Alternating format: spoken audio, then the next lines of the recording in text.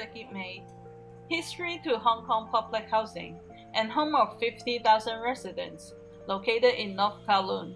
It has several types of housing ranging from public apartments to private residence.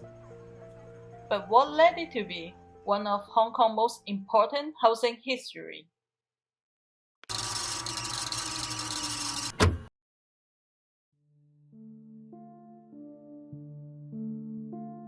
Populating the hillside of Hong Kong are refugees from mainland China, living in a very dense and packed squatter area under houses made from scrap and wood, which soon to be potential safety hazard. Forced into this situation as they flee from Chinese Civil War in 1945, the population of Hong Kong increased sharply from 500,000 to 2.5 million.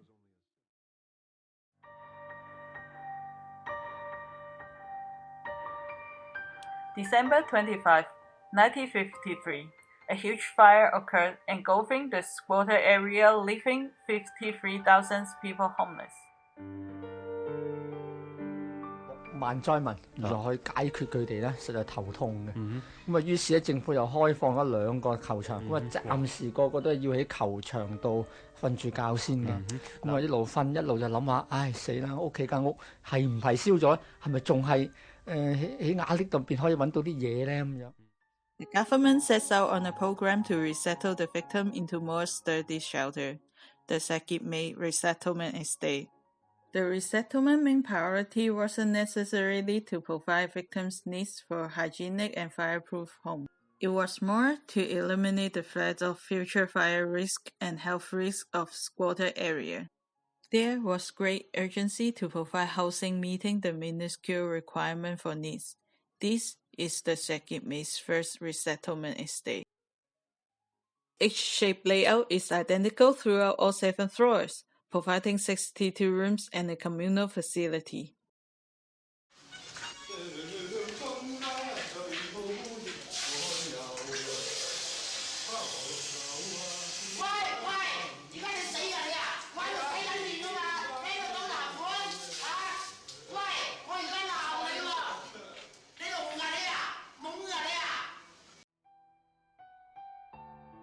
It's not an ideal living condition. With only 120 square feet per room, they have to share with another family if they are less than 5 people.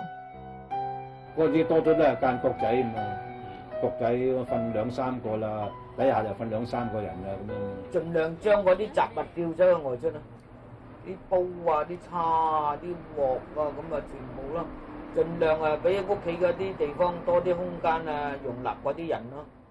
The physically constraining environment fostered a close-knit community. Due to lack of space, you are forced to interact your daily and leisure activities with others, which leads to people finding comfort and support from their neighbors. 懷念嗰啲，即係好似咧喺騎樓嗰度煮飯咧，哎呀，你煮咩餸啊？我煮得乜嘢，你又過嚟食啊咁樣啊！即係好似大家一家人咁樣。嗰啲有啲人情味，有人情隔離咧，有啲人情味，個個都打好門啊，打好成日，唔係家陣即係個個閂埋門啊，獨立啊。Some may find comfort from neighbors, while others may choose rely on other methods. 有一個單位咧係響度買賣白粉，同埋咧呢。吸毒者咧喺嗰度買白粉，買完白粉之後咧就去嗰個公共廁所嗰度打針嘅。In 1967, a labor dispute led to a large-scale riot between the pro-communist and the government British colonial rule. In hopes to prevent any future repetition, a report was written listing possible causes. By improving public housing, the government believes the situation can be remedied. 請督憲喺誓詞上簽字。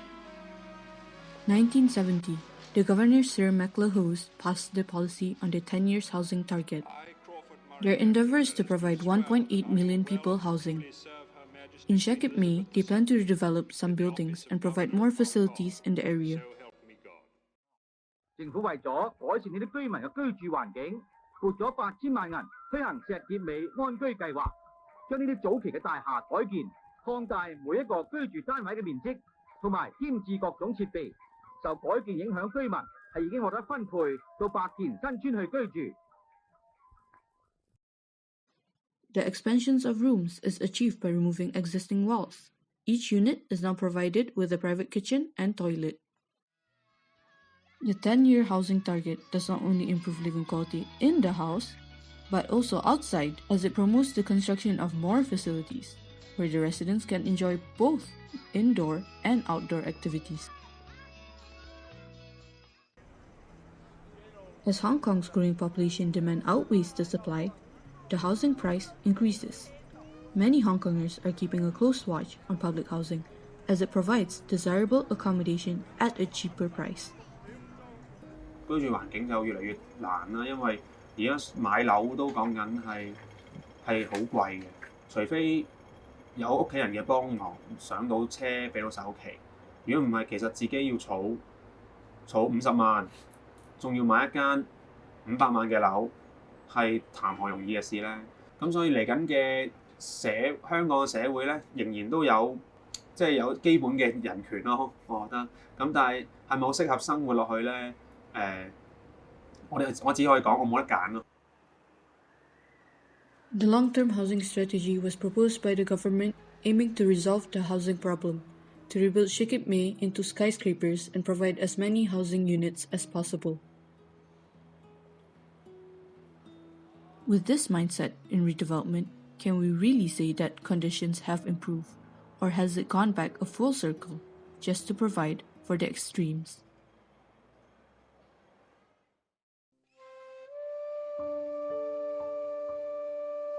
我都真係有啲唔捨得，呢啲係歷史嘅痕跡，好似一啲腳印咁樣。如果真係拆晒咧，啲腳印平晒，其實真係應該留翻一座咧。呢個係第一個屋邨，冇噶啦，因為如果拆咗，永遠都冇。Mayho House, currently the only remaining first resettlement structure in Shek Kip Mei. It now functions as a museum showing Hong Kong's public housing history, and it also serves as a youth hostel housing 129 rooms.